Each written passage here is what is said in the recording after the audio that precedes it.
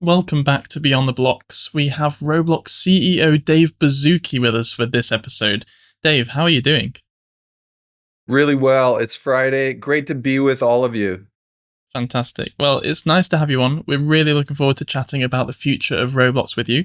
But first, we're just going to introduce ourselves. The three of us are podcast hosts, but also professional creators on the platform. I'm Adam. I'm Fedor. And I'm Anthony.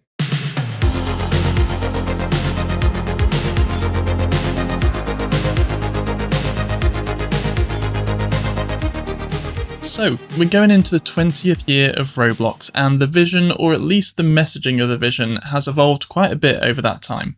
A few years ago, you talked a lot about the Metaverse and kind of what that means to society.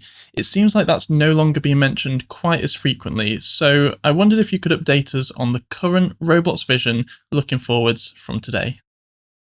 It's fun to think about vision versus tagline, and we've definitely had a lot of taglines along the way. And rolling back the clock, I like to harken back to the very first business plan slide we had at Roblox when we were starting the company.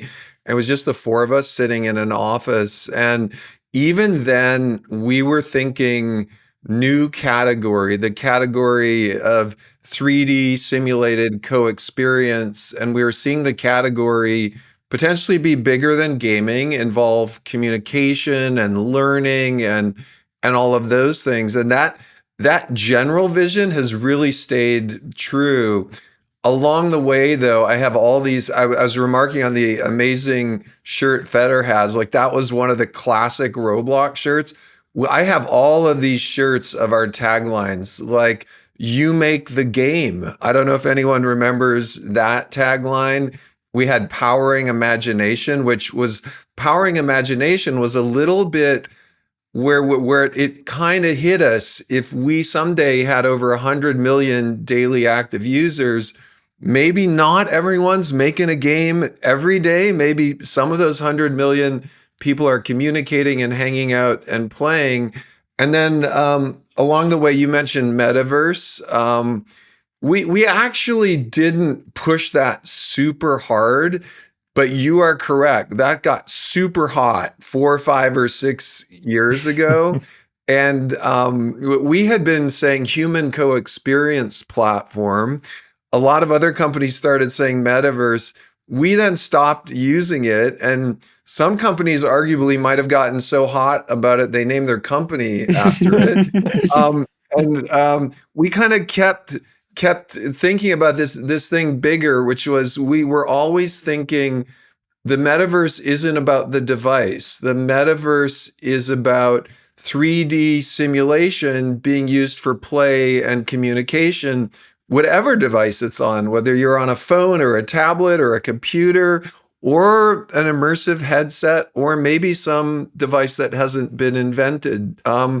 So my one final lead in would be, I do think that notion of the very early you make the game now with AI may actually come back and become even more possible and feasible, because with AI, it may be conceivable, even whether it's a game or a place or your clothing, more and more people will you make the game. That is very interesting. Yeah, if it comes full circle back to that, that'll be wild. I wondered, I guess, in terms of, you've got the vision, but making that actually happen, is that an intentional thing? Do you plan to use Roblox's leverage and developer incentives like sponsored game jams, marketing events, leading by example? Or do you think that the platform will just sort of organically gravitate in that direction and follow the vision? Are you predicting it or are you making it happen, I guess? I feel we time and time again, we have to be really good at both predicting the future and respecting our community at the same time. And when we look right now, for example, at our creator roadmap for the year, it's an interesting mix of crazy big vision that we want to take a bet on and ruthless listening and sorting and taking developer input and merging those together. And without both, it's hard to grow a really big and expanding company, we typically have tried to build systems that we feel are creator supportive, are self-growing, have a positive feedback loop. And for all of the Roblox fans out there, I think our Roblox fans can see we tend to try to drive growth with the platform and the product itself.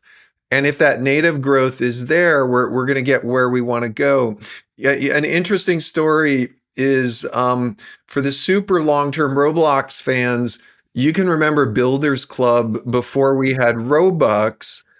And we hit an existential moment with Builders Club. We hit a moment where we were getting more and more user growth, but revenue was flat. And that was a very distressing time because we wanted to hire more engineers. We wanted to keep building the company.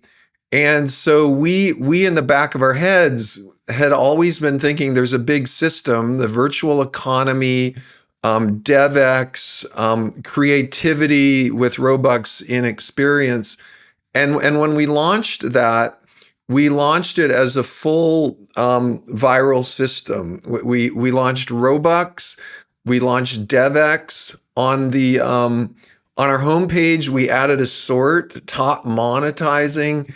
We had all of these things come together, and when all of those parts of the system launched at the same time, within about 4 hours, we saw creators starting to have really interesting things in their games, selling a flashlight, turning from a sparrow into an eagle. Like there was a lot of innovation, and we knew within 4 hours we had hit it.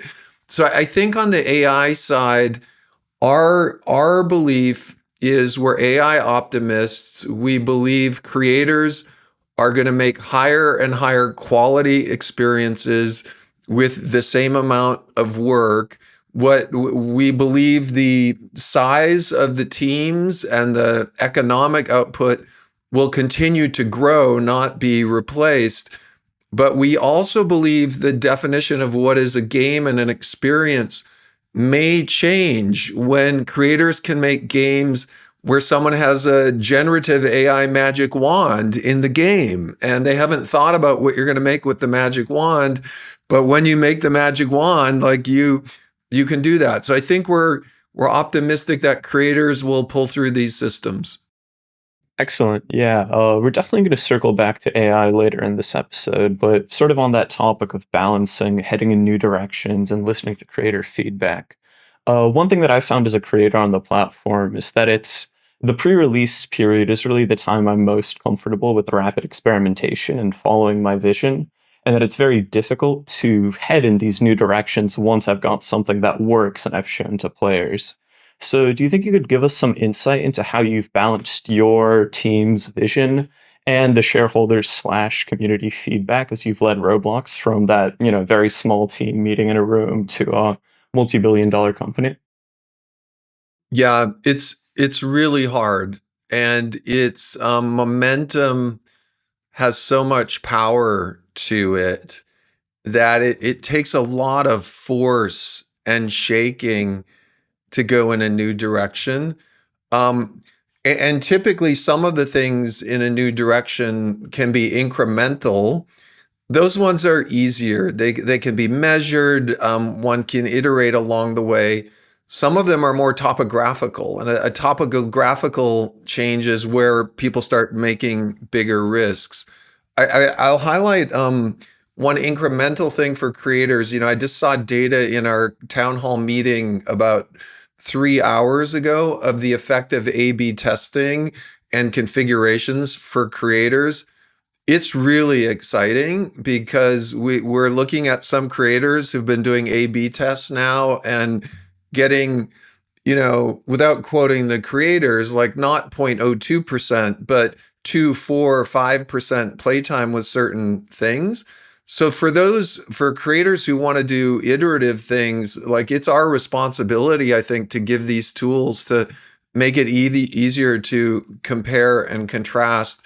There are other things we do that there's no way to iterate or A/B test, and those are a little bit more the hard ones to do. Those are the ones that take a bit of vision and a bit of risk to go do that.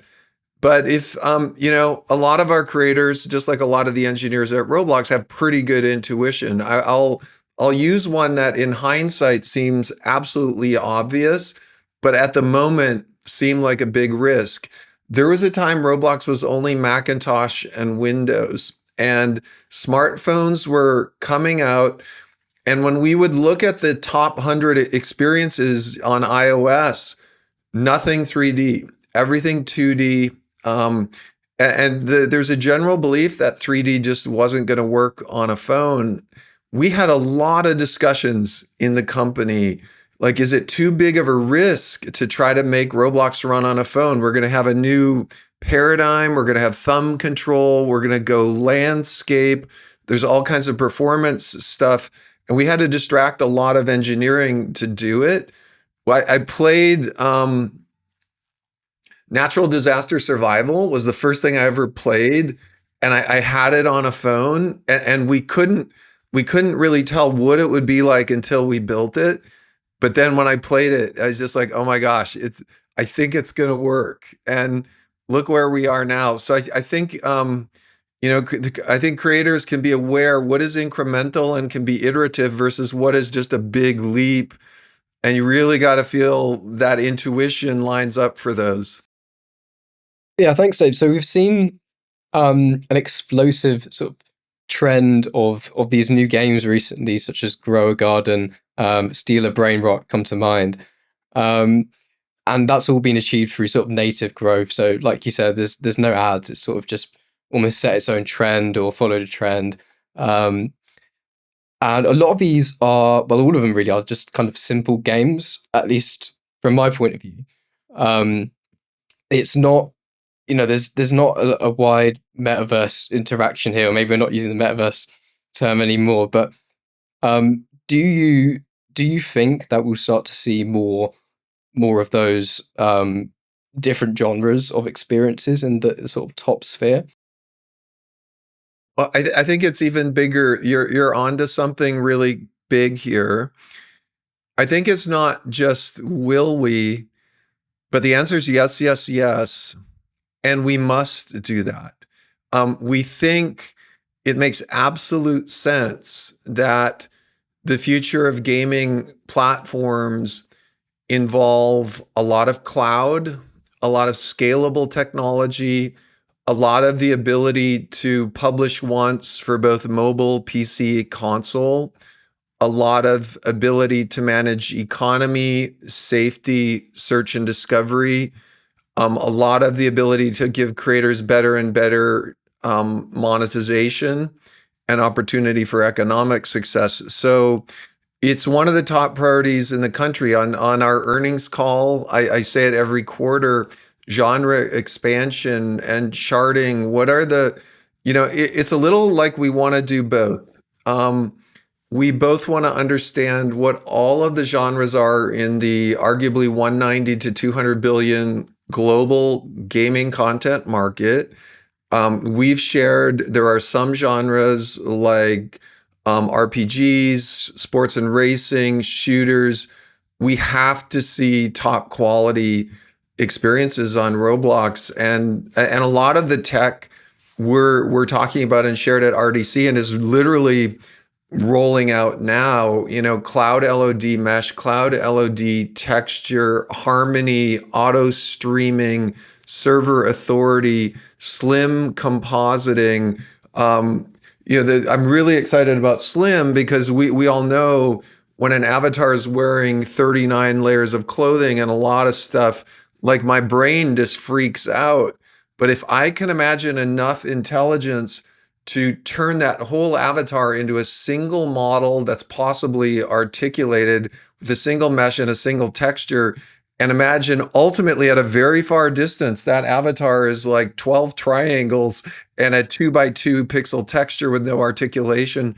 That does give me a lot of hope that we're going to figure out how to handle this wide range of scale. And I think having experiences that perform well on 2 gig Android and also blow up on a high-end gaming PC into beautiful 4K is going to be truly innovative. So it's not just do we expect, it's almost like we have to. And we have to expect that at the RIAs in September, we're going to sit and say, whoa, that looks like a novel game. Look at the avatars there. That looks a little different. So yeah, I think it's a natural thing. I think it's the evolution of gaming technology, and we're very focused on it. You've led on very, very nicely to my next question, Dave, which is to dig a bit more into the creator roadmap, which is, Roblox have got this public roadmap to communicate their priorities and their progress for the year ahead. And a lot of that you listed there was sort of realism additions. There's Slim, there's Harmony to allow us to have 4K textures. There's also acoustic simulation, fluid mechanics, better physics solvers. I guess, can you explain a bit more why simulating the world around us is so important as a goal for the engine? It's really important because it does open up even future types of gameplay we can't imagine. And it's interesting that even since the very first days of Roblox, we were thinking very primitive, rigid body dynamic simulator. The more these simulators can intersect each other, and the more a rigid body dynamic simulator can intersect with a floating fluid simulator, can intersect with a wind simulator, can intersect with an acoustic simulator, and go on and on, a flexible body simulator and a cracking simulator and all of that, the more emergent gameplay we can see. And I also think the more of these type simulators we have, the more AI-driven gameplay we can see as well. And so one could imagine a world where NPCs can use this to their advantage as well in interesting ways. So I saw a demo today of some NPCs that were experimenting driving with AI, given some interesting tasks, and because they can understand, like, that's a tree. Can I chop it down? We want that tree to really get chopped down. We want the tree to be made of wood. Can I chop the tree down and then pile it up and light it and make a fire? And, so the more those trees are real and the less they're a hollow triangular mesh, the more we can imagine this emergent gameplay. So we're just getting started really on the integration of simulators. Yeah, another thing that we've already mentioned quite a bit is generative AI, and we've seen that all over the creator roadmap. Do you think you could talk a little bit more about how you see generative AI fitting into the future of the platform? First, we haven't abandoned the very difficult spec I share sometimes, which is we want to simulate 10,000 real-time people at a photorealistic level in real time altogether. And no one can do that. That's ruthlessly technically difficult. A lot of the technologies we're rolling out now, once again, LOD, Slim, and you'll see more and more of these things are supporting of this kind of thing. And that on its own, we sometimes say performance and scale on its own is a feature. And if we did have 10,000 concurrent user photorealistic, wave across the football stadium, your friend waves back at you, a lot of things become possible.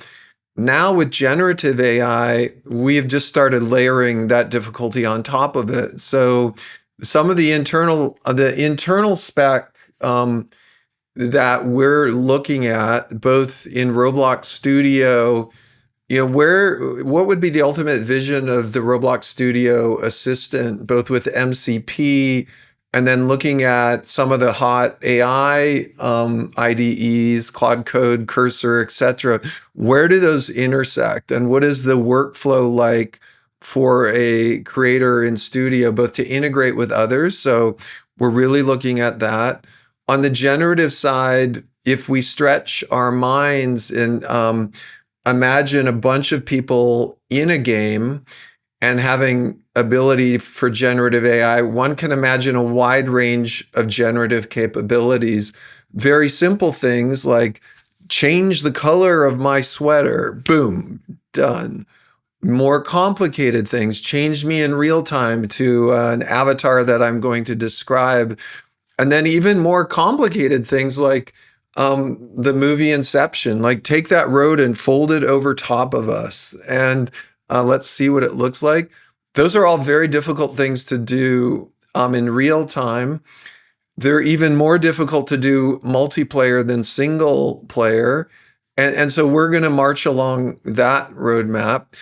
The other interesting thing about AI is I think it will start being a complement to photorealism. And there's going to start more and more being a trade-off.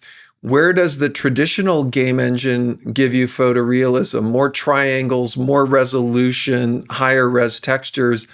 And where does AI in real time give you more resolution? Where does AI upsample either in 2D or 3D to give you that? So we're looking at that. And then finally, Roblox is an amazing place to start thinking about training better and better NPCs that are native. And we'll never sell our data. We never want anyone to have access to it. We treat our users very privately, but within Roblox, using the 13 billion hours of engagement we have every month to make increasingly intelligent NPCs that any dev can put in any game, that can be driven with a prompt, that can learn to play a game, that can, based on a developer's desires, interact with other players or not. I think that's the other big area. So I would say Studio becoming just AI native. I would say generative real-time AI in multiplayer, photorealism, and then NPCs native.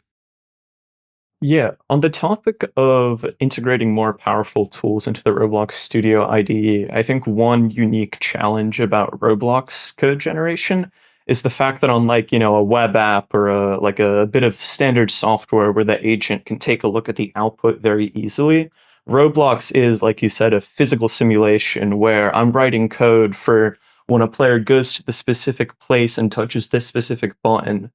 And that seems like a really interesting challenge to solve if we're trying to create a system that generates that entire game's framework from scratch. Do you have any plans for how to address that? One way to think about it is starting to think about is there a separation between environmental simulation and gameplay? And the more we can put into environmental simulation, the more clarity it is that the individual objects in the world, they're doing their own thing and they do it pretty well, whether it's cars or NPCs or buildings or all of those things, so that then the kind of game code and the code controlling the game can be separated out or analyzed in a way. We are looking at that. I do think people are starting to experiment with connecting environments like Roblox Studio through MCP to AI systems that can generate not just code, but objects. And we're seeing a similar pattern, I think. I don't know if it's Figma or Canvas or both, starting to drive, literally 2D layout with AI. So I do think AI is going to get better and better at integrating code and 3D objects. Gotcha. Yeah, that's really exciting to hear.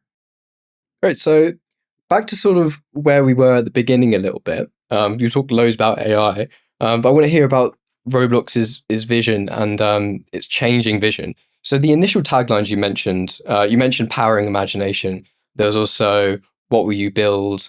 There are several others. I remember the big roller coaster front page where it was almost inspiring. It's like you could build this roller coaster.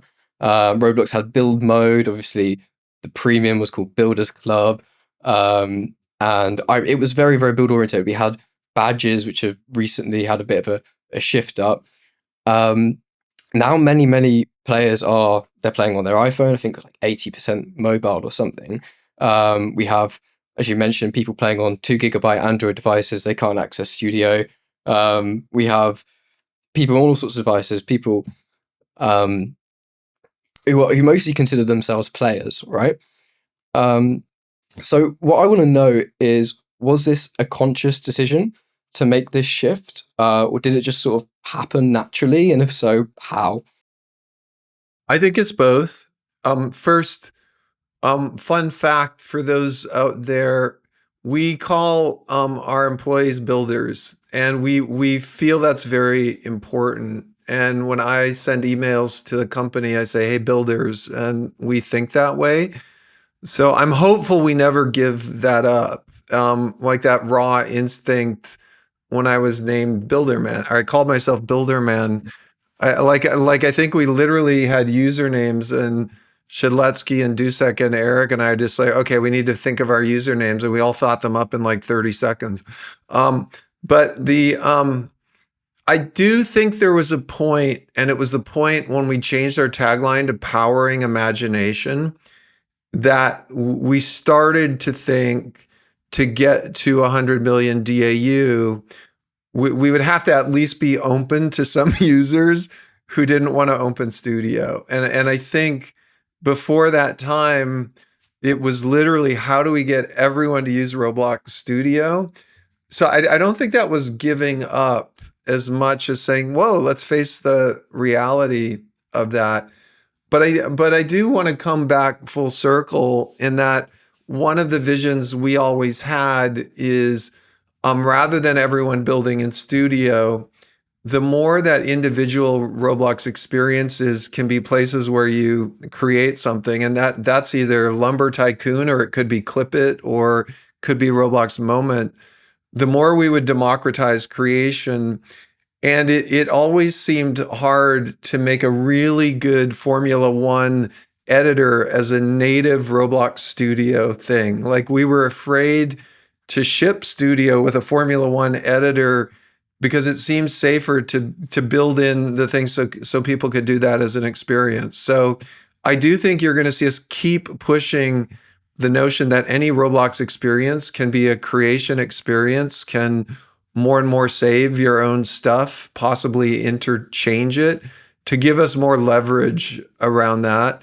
And I'm hoping that we never give up on, this notion of builder culture and how we think of ourselves. Yeah, I mean, I think Roblox, as you say, is a very democratic platform. Like, compared to on Steam or something, you've got to compete with this big AAA studio. Well, you do have some people who are moving, because Roblox has such great tools and is developing things like Slim. You've got people with their TypeScript skills, their React skills, bringing them over to Roblox. But you've also got sort of this, you've still got that small builder vision there, which I think is pretty great.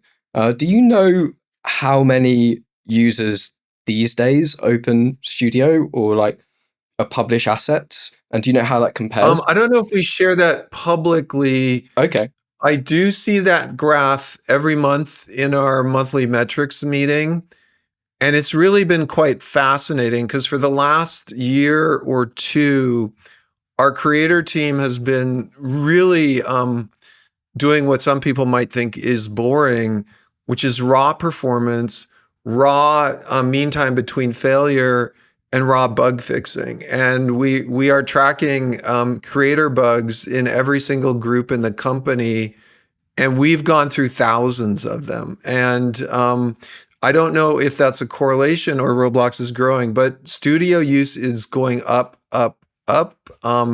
We measure it both in DAUs as well as, I think, 5-day users, which both are going up. And I think there's another stat that we share at RDC, which is a little bit of a long tail corporate health stat. And that is, if we look at developer 10, developer 100, and developer 1,000, obviously then there's developer 10,000 and 100,000. if we publicly can share that developer 1,000 is growing revenue faster than developer 10, that implies a flattening of the ecosystem rather than a long tail. And we've just seen that year after year after year. So even though, we can watch on social media, what's up with Dev 10 and are they making an NBA salary? That's exciting, but it's also exciting that Dev 1000 is rising more quickly. Yeah, that's really, really great to hear, because I'm probably around Dev 1000. I don't know, but that's great news for me. Yeah. One of the first things that pulled me personally into Roblox Studio was just how accessible and simple it felt to use in comparison to like very daunting industry solutions like Unreal. In the decades since, like you've mentioned, Roblox Studio has seriously leveled up with things like slim PBR textures, aerodynamics, and parallel Lua. How do you make sure that the barrier to entry for new developers still remains low enough to inspire the next generation of developers? Yeah, I think there's 3 angles to this question. First off, it's really interesting that just as a general note, really high quality industry tools. And I remember I used to work on mechanical engineering software. SolidWorks was this 3D CAD thing. And we would see 7th graders using SolidWorks and not using Kitty CAD or Kitty 3D. The 7th graders would use SolidWorks and they'd figure it out and go far with it. It's a real good sign that a high-end professional heavyweight thing that pros use 7 days a week can be used by 7th graders. I don't think we ever want to lose that. And I think the way not to lose that is to keep pushing the simplicity and elegance. I do feel that there are some things in Studio that we're going to innovate that will hopefully make things even simpler. And one of the most complicated things right now is what scripts run client, what runs server, when do I run a local script, when do I run all that? That's arguably pretty complicated. And also a remote networking event, the more someone is working in Studio, it just feels like you're just coding the virtual universe, whether it's running client or server, the better that would be. I think the easier it is to test multiple clients against the server, the better that would be. So I'm hopeful that many of the things we want to do will add simplicity, not complexity. Like it would be a real shame if we ended up with 7 types of scripts, avatar scripts, parallel physics scripts, local script, like that would be a nightmare. And so hopefully we're running in the right direction. Fantastic. So with the few minutes that we've got left, I just wanted to quickly dip into your personal philosophy around trusting your own vision and your own kind of intuition. Because in previous interviews that I've read and heard that you've done, you mentioned ignoring bad advice and just really sticking with your own intuition. Is that something that you've always done or something that you learned, and kind of would you advise other creators to do the same when they face tough questions? I feel like this is a lifelong learning goal that you never learn. And I feel knowing when to trust your intuition on the spot, when to trust your intuition with a day of thinking, when to not trust your intuition. It's almost like monitoring your own machine and knowing like how your machine is running. But I have had, at the founding of Roblox, I had started Knowledge Revolution. We had sold Knowledge Revolution to mechanical engineering software company. I took a couple years off and I actually stopped trusting my intuition for a year because I was just in the middle of the business world and I was looking at all these more businessy type things and it just wasn't quite working for me. And then I did have like my own intuition as I wanted to go back to coding and wanted to get back into what we had seen in Knowledge Revolution. Like we saw early signs, physical simulation, multiplayer, 3D, user generated. And so it finally, I just said, I trust my intuition. We're going to go back to it and do that. So I do feel all of us have a little bit of a intuitive processor running in the background, and it's good to get in touch with just whether something feels right. And if you could imagine, you could imagine it being really big and interesting. When we did mobile, it seemed logically wrong, but it just seemed like ultimately these phones are going to get powerful enough to be a complement to that. And so I would say I'm even now more and more trying to appropriately trust my intuition. I don't read a lot of business books. It's interesting. I went through the types of books I used to read, and they were much more about explorers like Magellan and Captain Cook and, all of those types of people. But in a sense, for me, they may have been better than all the business books. Like they do talk about just dire circumstances and not giving up and being tenacious and sometimes trusting your intuition.